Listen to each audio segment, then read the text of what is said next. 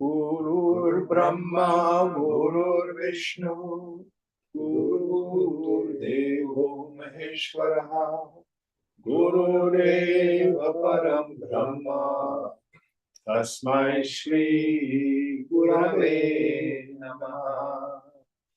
Chinmayam Vyapyat Sarvam Trailokyam Sacharacharam Tatpadam Darshitam Yena Tasmai Shri Gurave Namaha.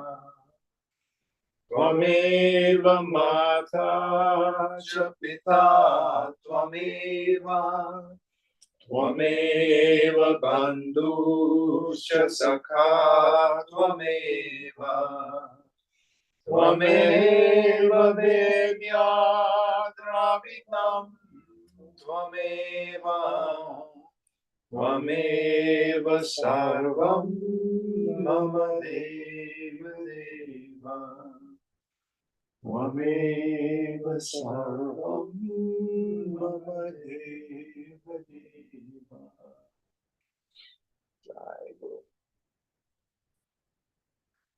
Om Sahana Bhavatu Sahanau Bhunaktu Sahaviryam Karavavahai Tejasvinavadhitamastu ma vidvishavahai. Om Shanti Shanti Shanti. So we're proceeding through our 13th chapter. What verse are we on? Chapter 14, number 13. Chapter 14. Yeah. Okay. What verse was it again? 13. 13 is the Sakadata.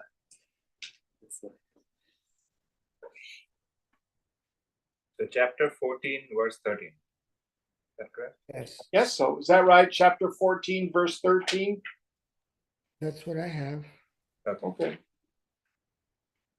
Yatha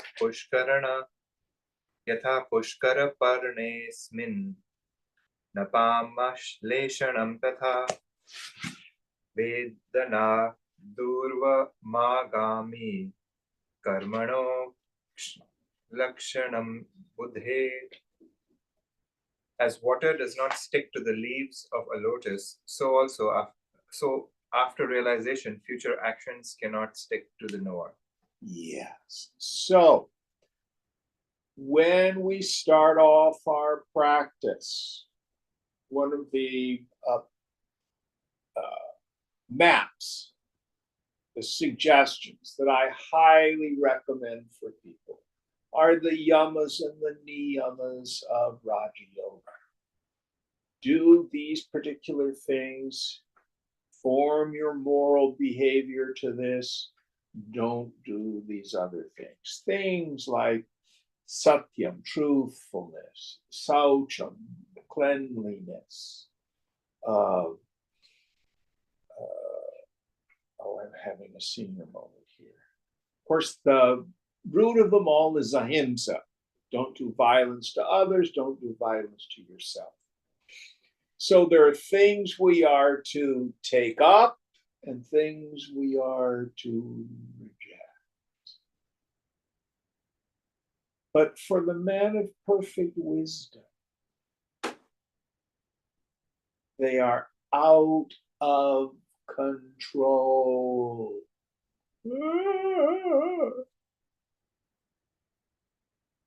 Now, listen carefully. This is how most people live in the world. They create a persona. That's a fascinating word. If you go to the theater, frequently on the side of the proscenium arch, you'll see these masks that are happy and sad for comedy and tragedy. Have you ever seen those? Yeah. Those masks, persona for sound, actually were worn by Greek theater actors largely to project the voice. That's one of the things they did. But a persona, a personality, is a mask. Most of us create this mask because I think I'm a monster. If I just gave up controlling, I'd just fornicate all day long and I'd be angry at people and I'd steal this, I'd act like a 2-year-old.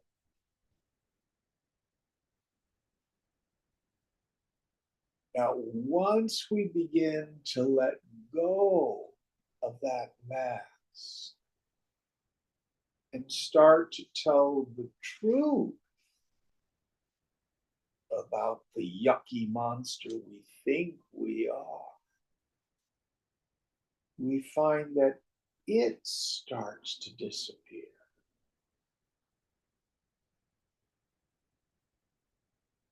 And underneath, effortlessly,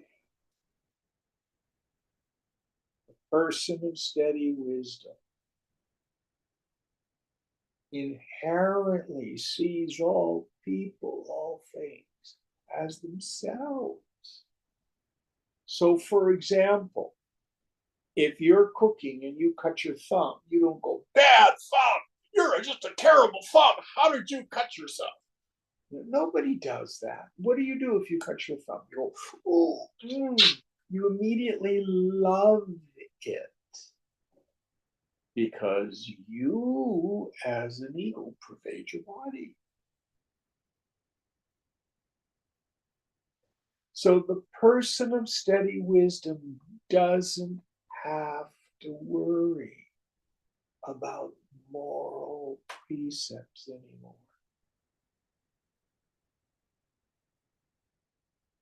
They are out of control. And the Tibetan Buddhists have a marvelous phrase for this. It's called crazy wisdom. The man of perfection has no idea what they're going to do from one moment to another.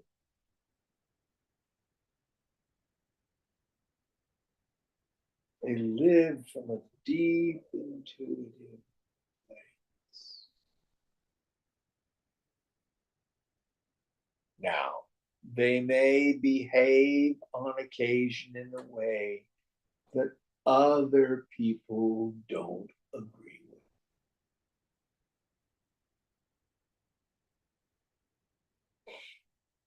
But the person of steady wisdom has no regret. None of this, oh, why did I say that? Why did I do that? I'm such a terrible person. It's gone. Was what it was. And there's a sense of a perfection as it is. It's outside the world's notions of right and wrong, good and bad. This is not a license to bad behavior. Don't ever forget this. The Dharma, what does Dharma mean? The nature of a thing, the essence of a thing, without which it would not be the thing that it is.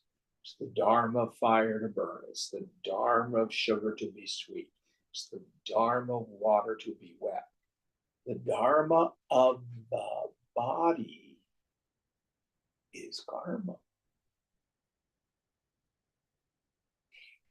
So if the yogi behaves badly in the world,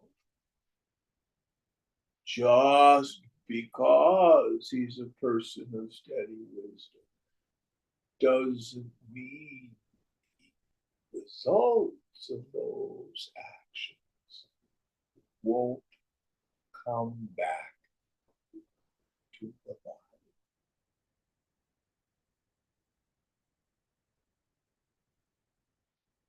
But the man of steady wisdom, the person of steady wisdom, no regret for the past,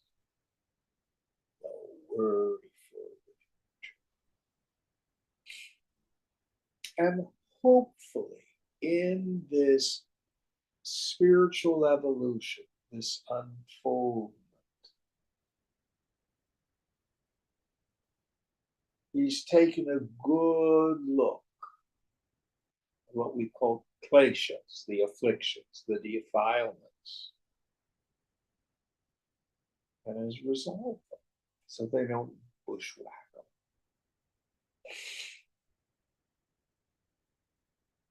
It's especially important if you have teaching karma, because bad behavior of a teacher is one of the things that can get in the way of the transmission.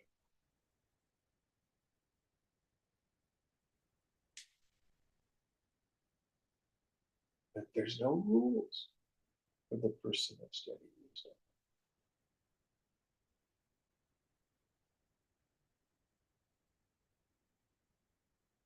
Let me give you an example. So in 2015, when I was in Jaipur, hanging out with my friend Devdutt's guru, Upanishwaranand, and a deep realization. So every evening they did arti. They would reverence the gods, reverence the gurus. And Guru Dev just sat in his chair reading the newspaper like he did all the time. Wasn't that he disrespected the tradition, but there's nothing for him to gain.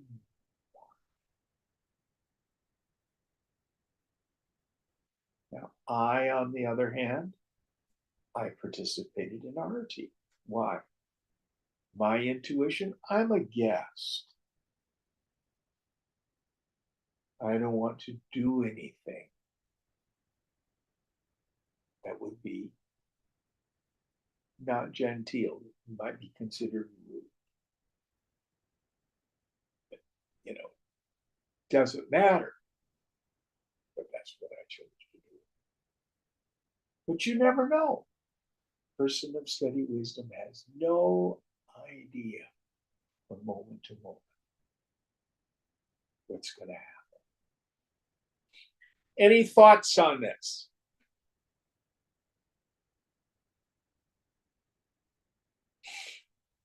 If you doubt whether or not you're in that state,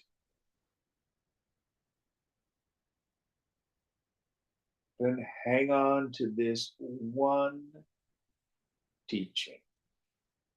Try not to be a jerk. Ahimsa.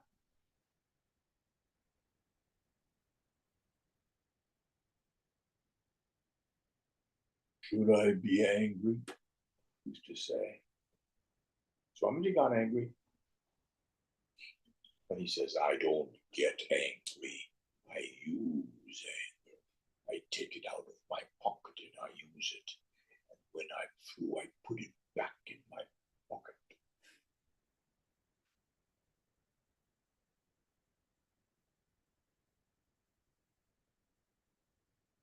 But the thing to be aware of, it's not an invitation to justification of our bad behavior. It's a subtle, subtle point and subtle teaching. Any thoughts on this?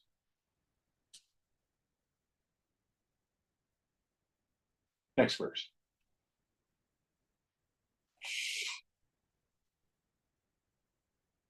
इषिकातृणतुलस्य वह्निताः शनाद्यथा तथा संचित्तकर्मास्य तगधं भवति वेदनात्. Just as the cotton-like flowers of the Ishika reed are burnt by fire in a moment, so the accumulated past actions of the knower are burnt up because of realization.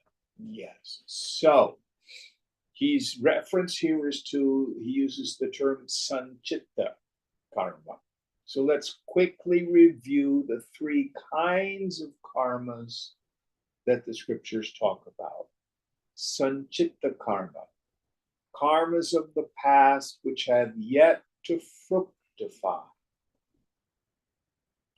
meaning I have yet to have an environment conducive for those karmas, those vasanas to sprout.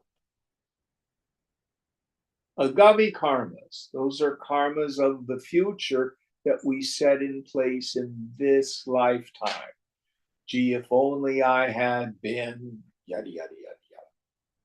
Both Sanchita karma and Agami karma are roasted in the fire of realization.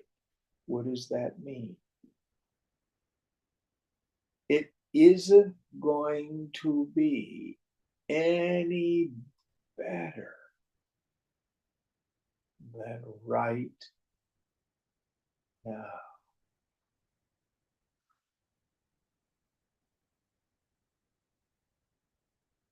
To be concerned about Sanchita and Agami karma is like, what clothes should I put on the corpse before it goes on to the funeral pyre? Corpse doesn't care.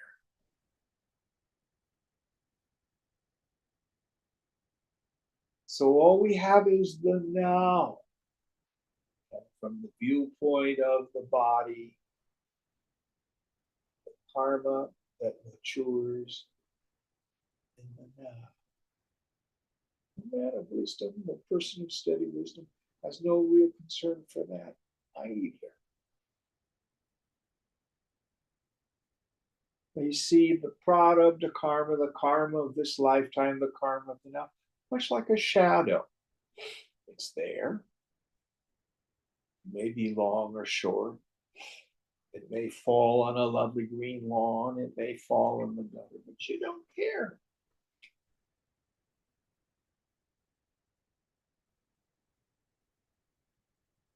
The mark of the person of steady wisdom is they're identified as Brahman.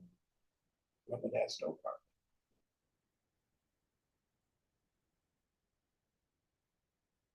Any thoughts on this? Next verse. Yathai samidhokri bhasmasat kurute Arjuna jnanagni sarvakarmani bhasmasat kurute tatha. Shri Krishna says, just as a blazing fire reduces the fuel to ashes, so, O Arjuna, the fire of knowledge burns up all actions. Yeah.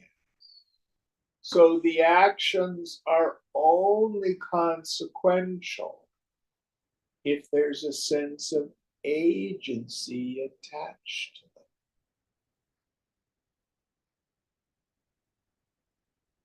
Swamiji used to use the metaphor. You've got a turntable and you've got a record on it going round and round and round. But if the tone arm doesn't go down and the needle doesn't touch the record, nothing happens. So also for the person of steady wisdom.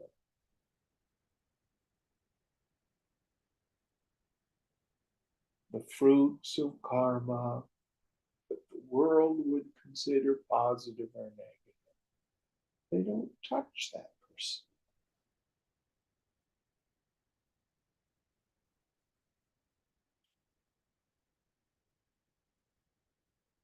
Any thoughts on this? What will happen? You'll get your allotted dose of joys and sorrows, successes and failures. I think the stock market took a dump today, didn't it? Yeah. Yeah. Proud of you.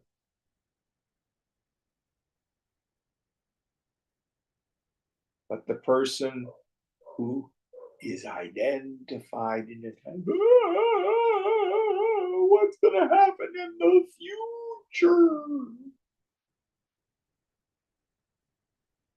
All nonsense. Doesn't mean you don't see what's going on, but it never touches your steady wisdom.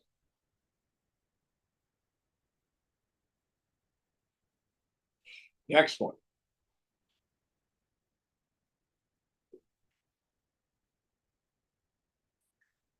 Yasya nahankrito bhavo buddhiryasya na lipyate hatvapi sa imalokan nahanti na nibadhyate. He who has no notion of I-ness and whose mind is not tainted by desire for results of action is not really a killer. Even if he kills people, he is not bound by his actions. Yes. Oh, this is outrageous.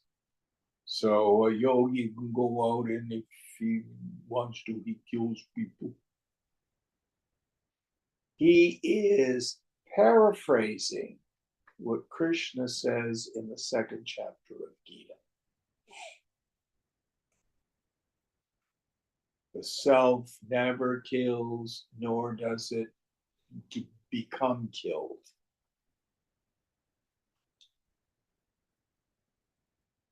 Now, what I said, the dharma of the body is karma. If you go out and shoot somebody, it doesn't touch you. Mine may be a perfect peace, but they gonna throw your ass in jail.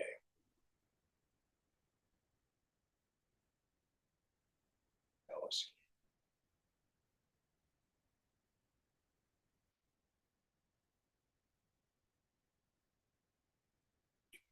Clear example of this is Mahatma Gandhi. So if you watch the movie Gandhi, I love that movie. There's one scene where the military head, I can't remember what his title was, arrest Mr. Gandhi. So they put him in jail. There he is behind bars, little loincloth, with his books, making his khadi cloth, at peace, totally happy.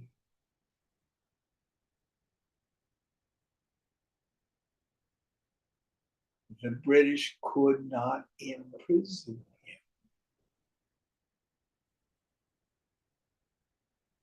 because his mind was free, because he knew that the self was free.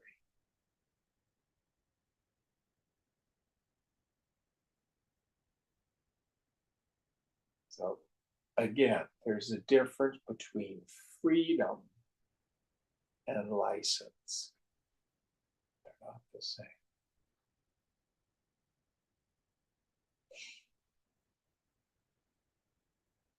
Not an excuse for bad behavior with no consequences.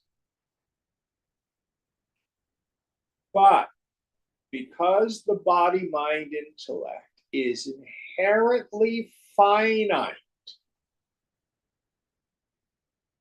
in the eyes of the world, you will make mistakes, or the equipment will.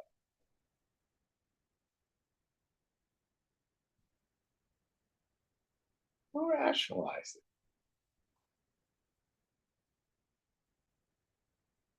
it. Is it perfect? Yeah. How do I know that? Because it happened. Learn from it, try to do better. No regret.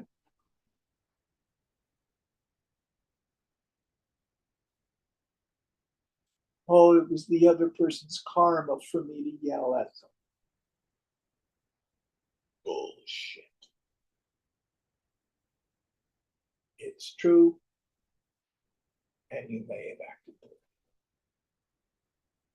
Any thoughts on this?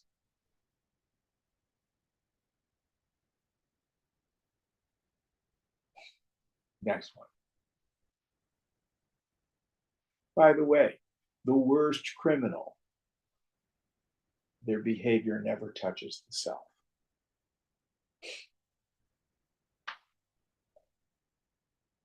Ponder that one. Next verse. Mata pitror vadha steyam Runa hatyan yadishritam na muktim nashat ye papam mukhakantir na nashyate.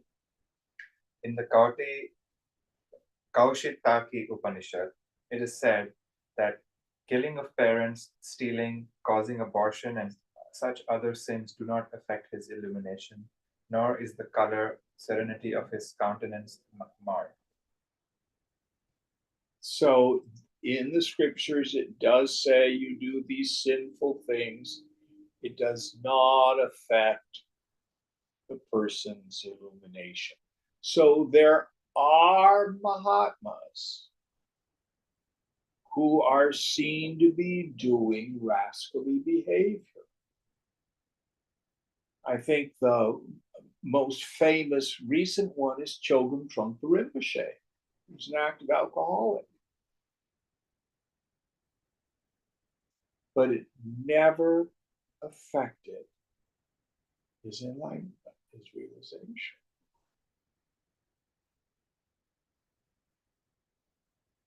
And on a more subtle thing, I don't think any of you are in danger of becoming, bank robbers or axe murderers.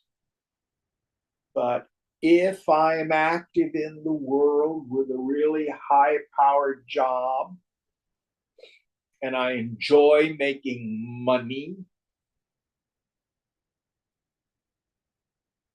can you be a man of realization downtown? Can't you say yes? It's not inconsistent. Likewise, you can give up the world, take up the orange cloth, go live in the Himalayas, and be totally ego identified. I'm better than other people. Look what I've given up. People who do that.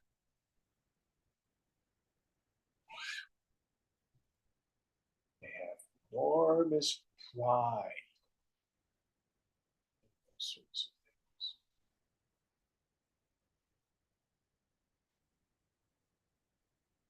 Next one.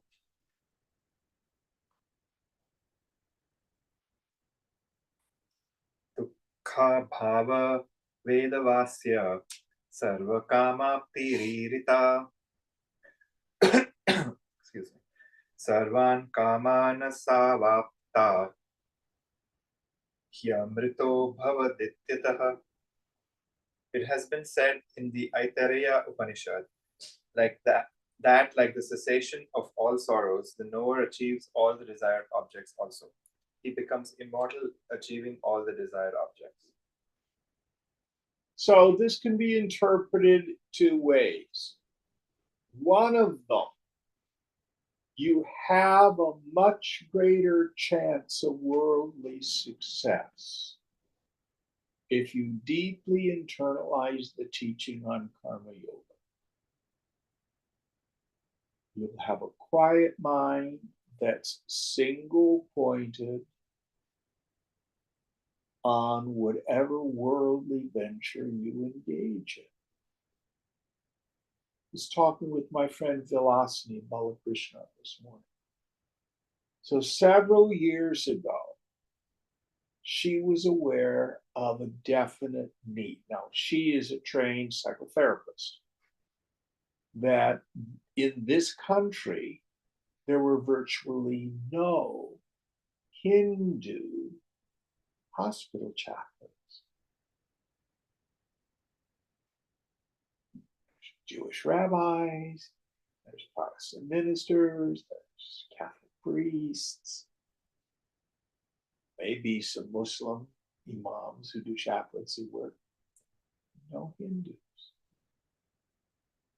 So she decided her son Kalpa she was going to start a chaplaincy program. She's been the chief administrator of this. They have trained 120 Hindu hospital chaplains who have met all the requirements for the licensing to be for chaplaincy. An enormous undertaking. And she's done it with joy, attachment, but she's been single pointed in this. She's a good yogi.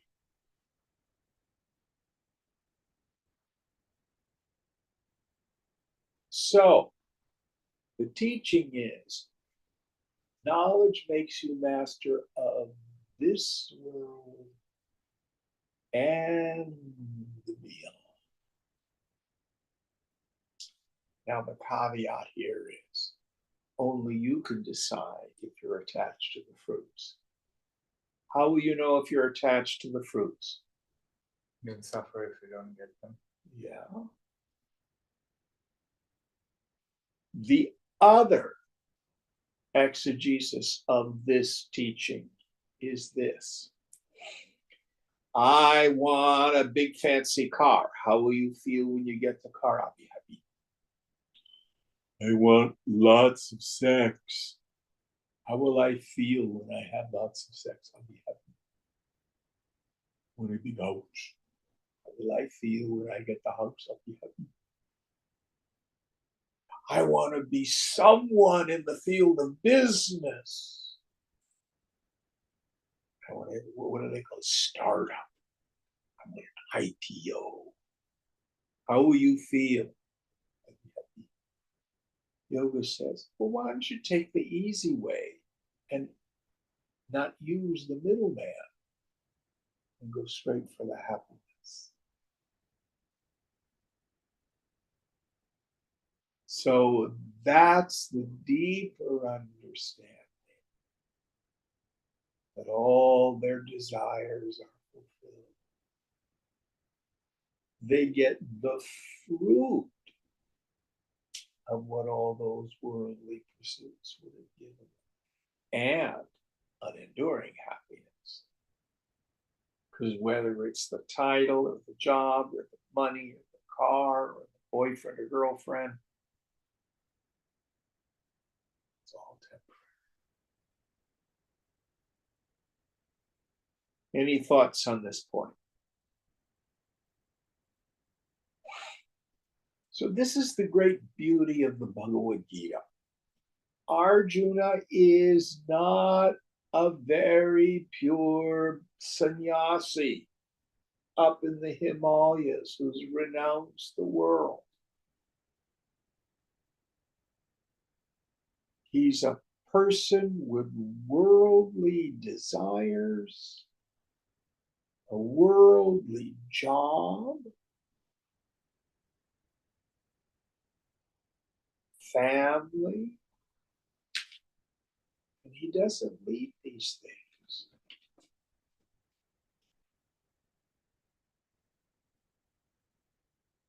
What does he finally say at the end of Gita? Anybody remember what he says?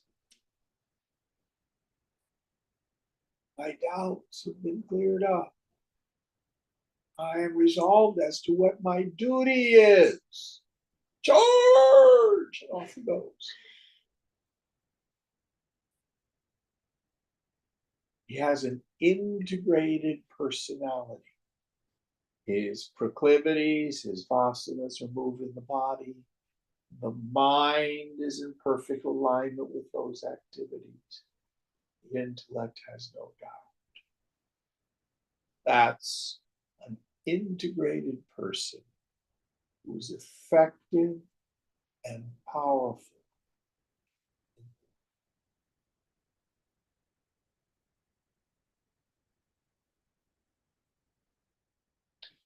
Many people think, oh, I'm going to study Vedanta and I'm going to realize the self, then I'll be a guru. I have news for you. That's just another job. No different than IT or being a musician or an architect or a scientist.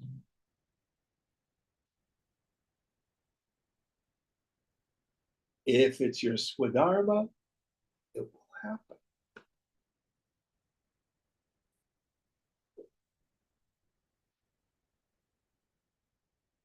Any thoughts on this?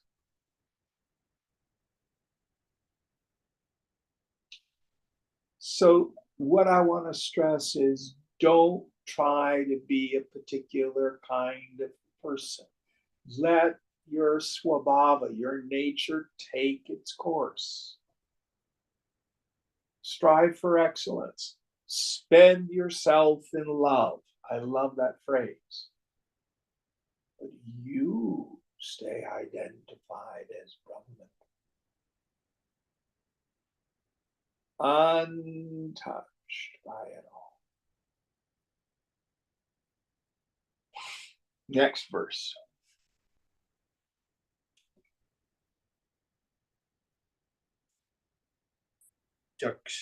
Jakshan क्रीडन प्रतीं प्राप्त स्त्रीभिर्या नैस्तथेतरैः शरीरं न स्मरेत् प्राण कर्मणा जीवयेत् मुमा. In the Chandogya Upanishad, it is said that the knower of truth may be seen laughing, playing, rejoicing with women, vehicles, and other things, but he does not remember the body. The vital breath, impelled by his fructifying actions, keep him alive. Yes. Kridati means to play or rejoice, doesn't it? Mm-hmm. Yeah. So, person of steady wisdom is seen enjoying the world based on the force of the past.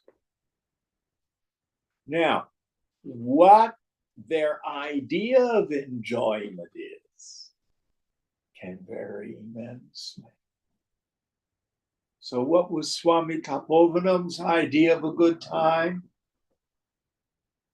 Wandering alone, barefoot, with just his kurta and a begging bowl in the Himalayas. No responsibility, no burden. Enjoying the beauty of nature. It's his idea of a good time.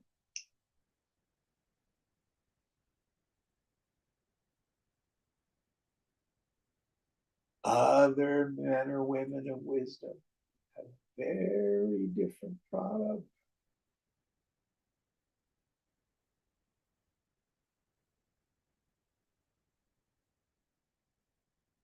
There's no one way of life.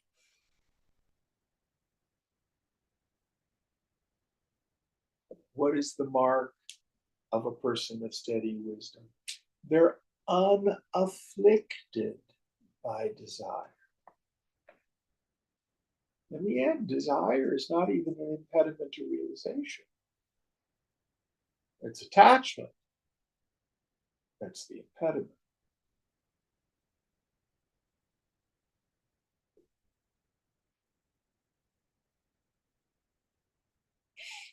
Swamiji had a disgusting habit.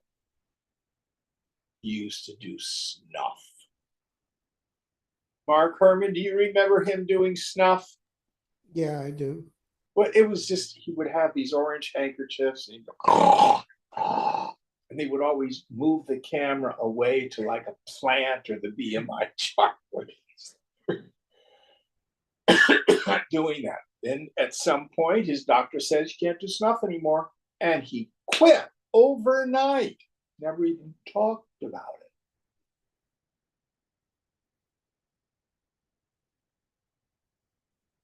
He loved sweets.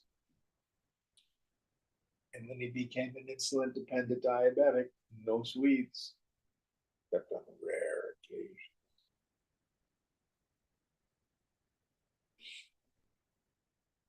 product.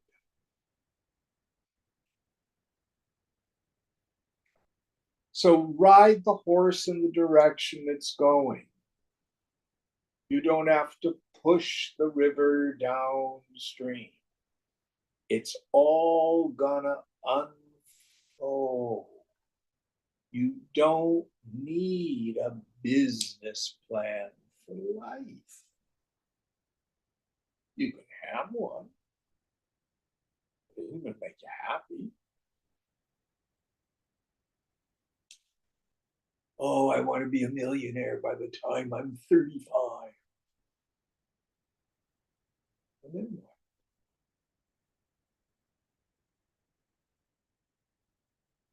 The dharma of the body is karma. You're still going to be acting. You're still going to be working. Things to do. Prarabdha karma is over. How do you know it? Guess what happens? You're dead.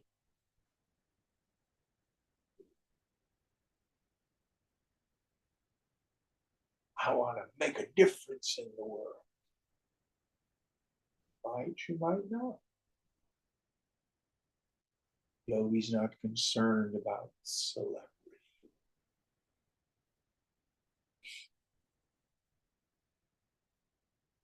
Some of the greatest saints high up in the Himalayas, and nobody's ever heard of them, except maybe a handful of disciples.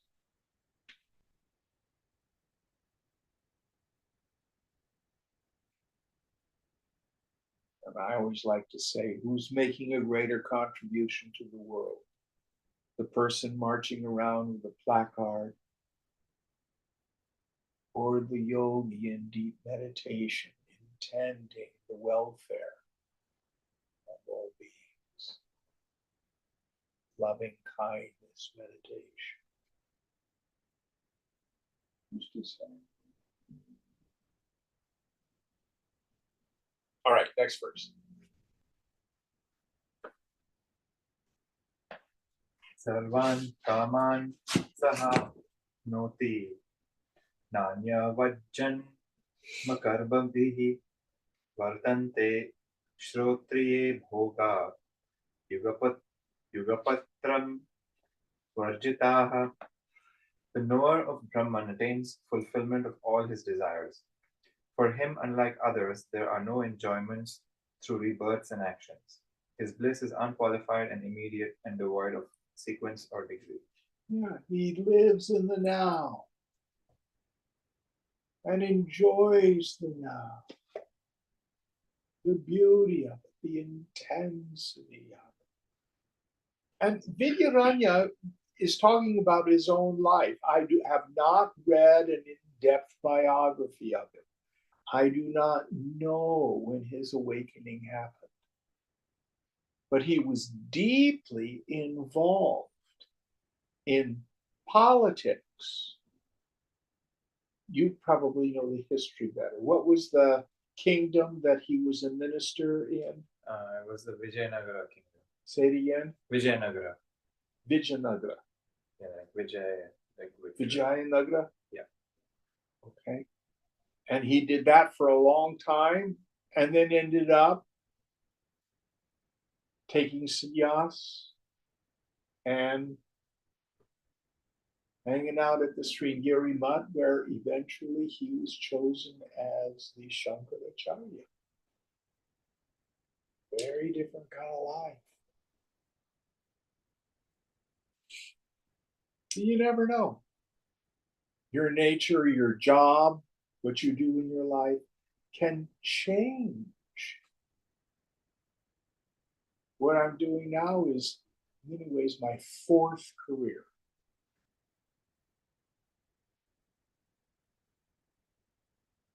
Next one.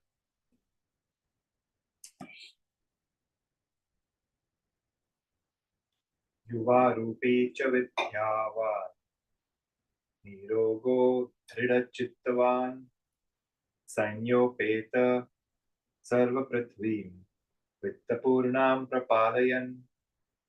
sarvai manushya kai bhoge sampan tripta mabhumitpah yamanandam avapnoti brahmaviccha tamashnute. Whatever bliss is attained by a satisfied king who is young, handsome, learned, healthy, strong of mind, who has suitable army and rules over the whole world full of wealth, and as such is endowed with the totality of all human enjoyments, even that bliss the knower of Brahman achieves. So the idea here is worldly happiness is little compared to the bliss.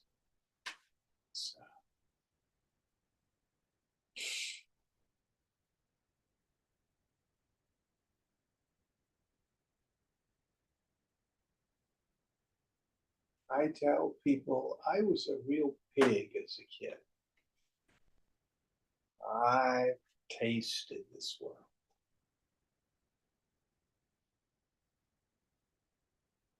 But it's too small.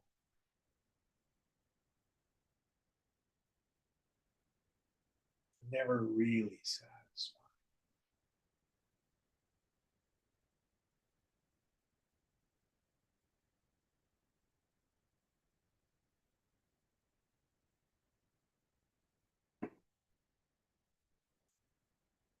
Yoga Vasishtha has a story about a fellow who's digging in his field and he finds the Chintamani, the wish fulfilling gem.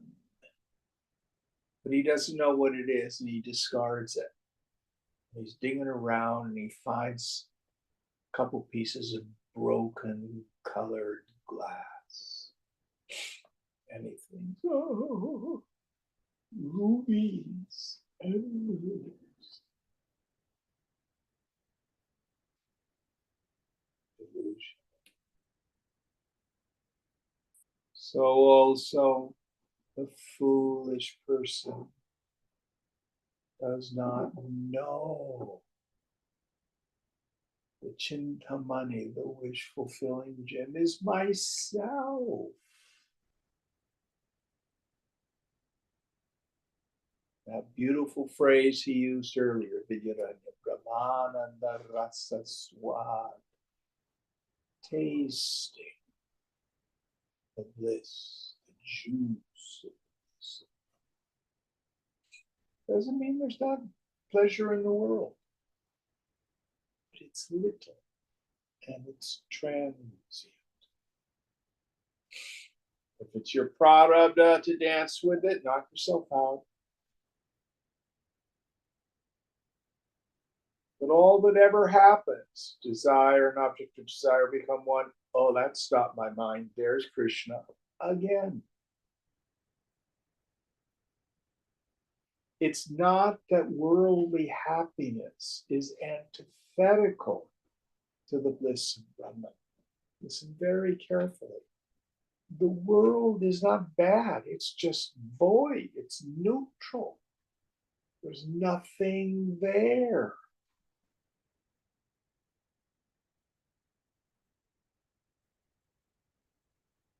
The only bliss, the only happiness is tasting the self.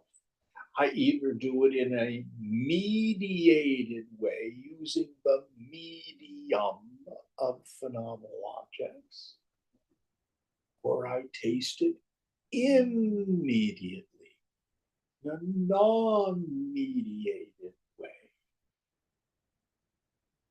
by directly absorbing the mind of the self. Next verse.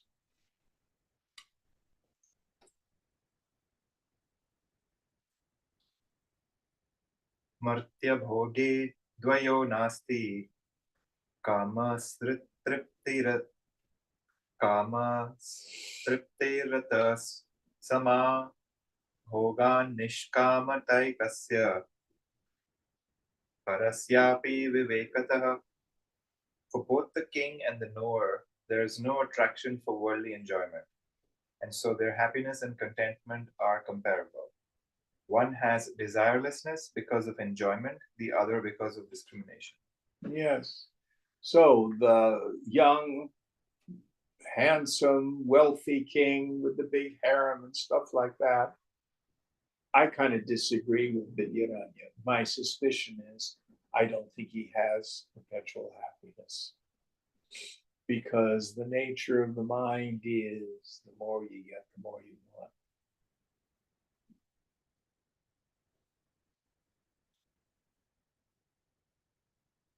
But the person of steady wisdom,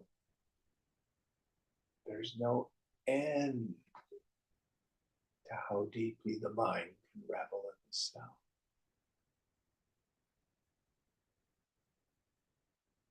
No end. Ananda Sindhu. It's an ocean.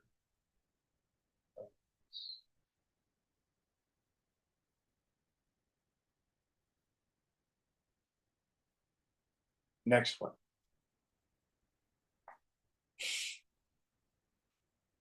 Kshotriyatvad भोगदोषान् वीक्षते Raja Brihadratho Dosham Tangatha Bhirudarata. The knower of Brahman knows through his knowledge of the Vedic scriptures the defects of the objects of enjoyment. King Brihadratha gave examples of those defects in some songs. I don't know these references to which he's referring, but the idea is this. In so many of the stories, there's a young royal fellow who goes about and clearly sees the world. We get the story of Siddhartha doing it. We also get the story of Lord Rama doing it in Yoga Vasishta, who see the world is temporary. Even the greatest people are born, they grow old, they get sick, and they die.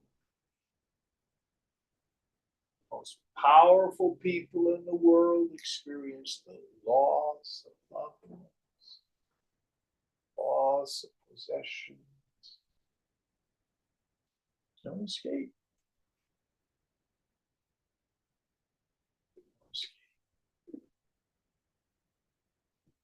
But knowledge gives us freedom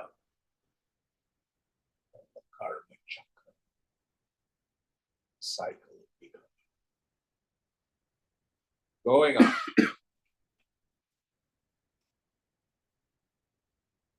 Deha Doshan Chitta Doshan Bhogya Doshana Neshakaha Shunavante Payase no Kamastadvat Dvivekinaha. Thus Brihadratha described the defects pertaining to the body, the mind, and the objects of enjoyment. As no one has liking for porridge vomited by a dog, likewise the man of discrimination also has no liking for the body, etc. So deha dosha. Dosha means a defect. It can even mean a disease. There are other meanings of dosha. Fault sometimes. Fault, yeah. So the person of steady wisdom sees the inherent defects of the world. I love how Shankara describes it in the section Viveka Chudamani, the qualifications of a fit stew. He defines shama. Shama is tranquility. That peaceful state of mind when it rests in steady contemplation of the goal. After having punaha again and again detached itself from the chaos of the sense objects.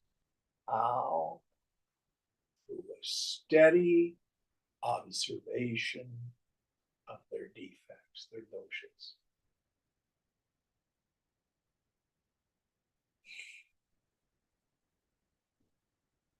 What do we mean? The first is fundamental impermanence. It's the great defect of the phenomenal world. All my objects of desire.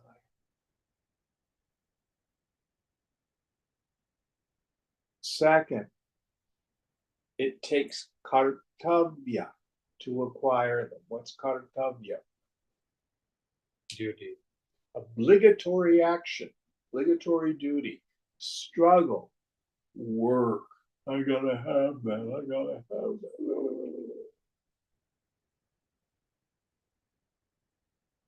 Which is very different than when we work because we love it. We work because we enjoy it. Creativity, inspiration, expression comes from a very different place than the neediness that so many of us labor under.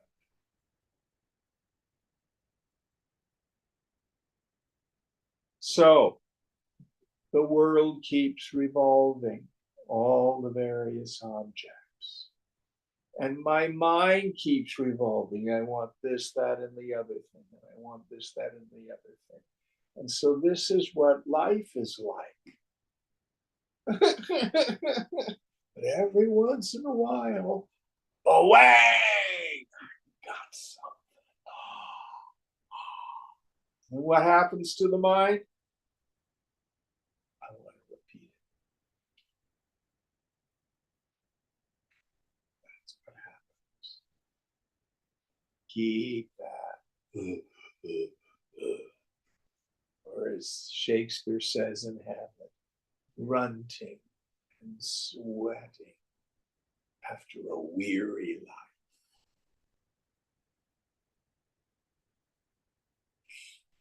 For the song Old Man River, there's a line in there. Tired of living and scared of dying.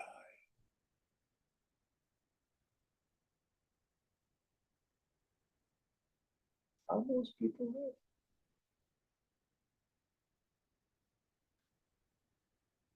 And Janani says, it's crazy. And you don't have to live that way. There's a way out.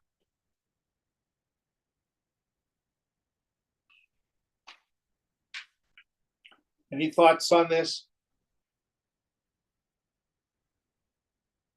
Next one.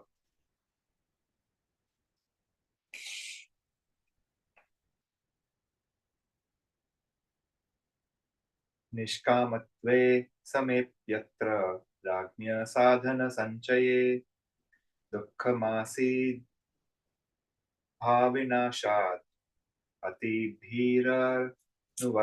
वर्तते. Though there is similarity between the king and the knower of truth in desirelessness, there was misery for the king in accumulating the objects of enjoyment, and the fear of losing them in the future follows him. Yes. So, what is the fundamental misery that tortures us? Obligatory action. There's no peace as long as we're under the tyranny of obligatory action. Even if we get what we want, we're like a person at a banquet with a thorn in their throat. That's Shankara's image. We have to struggle to get the toys. Then there's the fear that I'm going to lose them. Then the inevitable grief, not if, but when they go.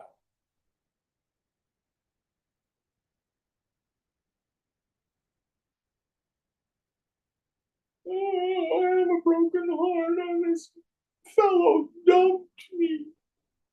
How long had you been dating? 6 whole months. That's a long time for me. Well.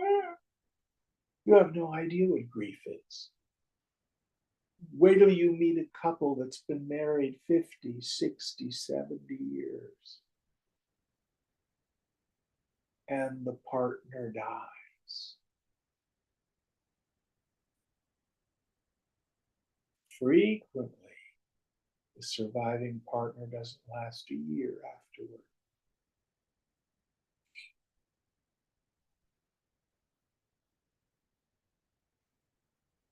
They have no notion of what grief is ahead for you.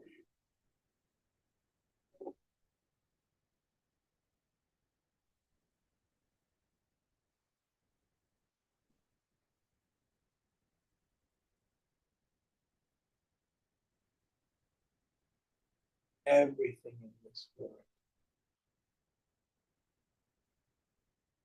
is on loan from God. Never know when the repo clause is in operation.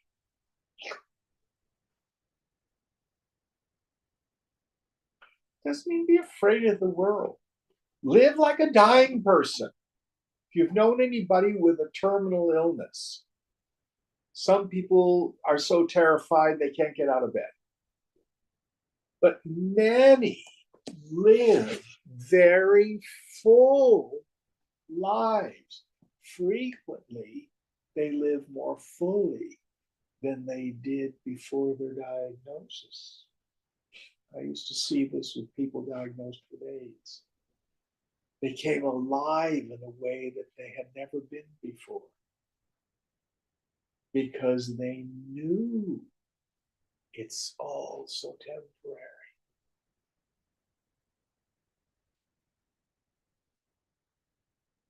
All so temporary. In a year or two, over.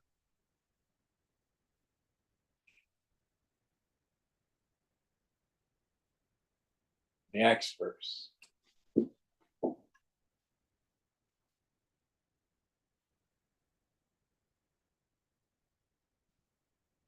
नेभयं श्रोत्रियस्यात् तदानन्दोऽधिकोऽन्यतः गन्धर्वानन्द आशास्ति राज्ञो नास्ति विवेकिनः.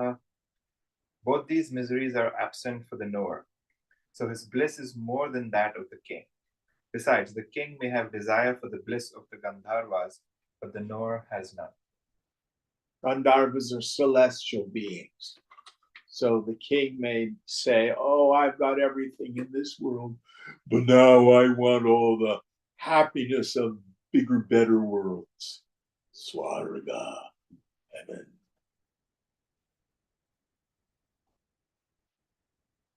But the person of steady wisdom, what is that? Knowing which there is nothing else to be known, beyond which there's nothing to know, which is the infinite wellspring, fountainhead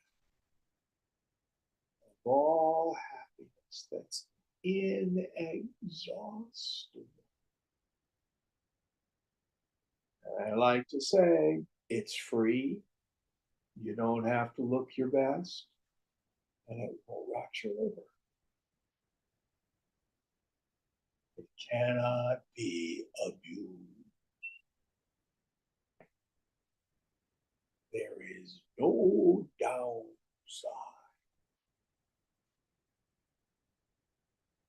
to your love of the infinite.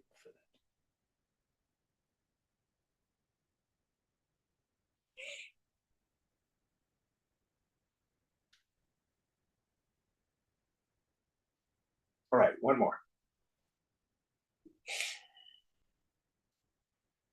अस्मिन् कल्पे मनुष्यस्य पुण्यपापाकविशेषतः गन्धर्वत्वं समापन्नो मर्त्य गन्धर्व उच्यते.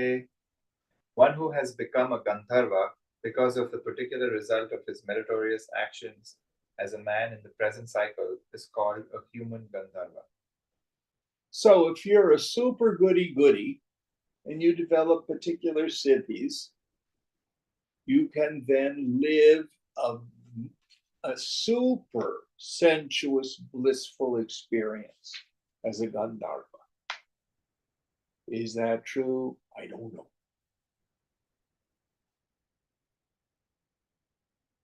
If you accrue punya in this life,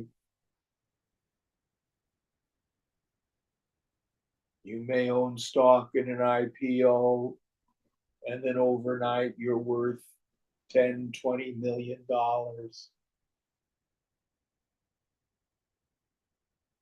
You can retire at the age of 40.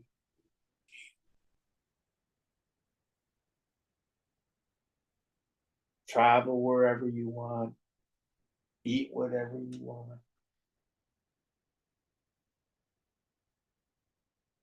But it's still little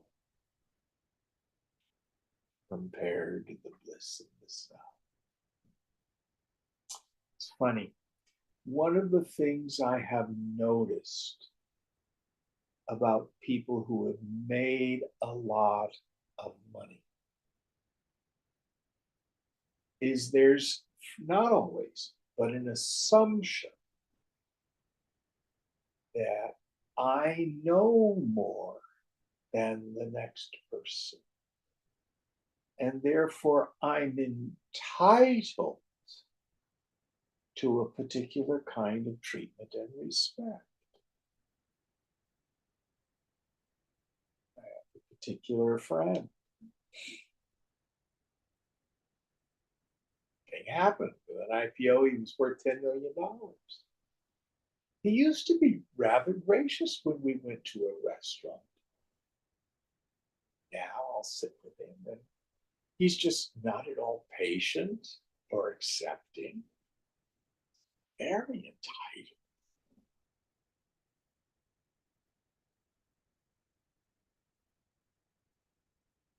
Don't they know who I am? It goes on in the mind. No peace. All right, we'll end here tonight.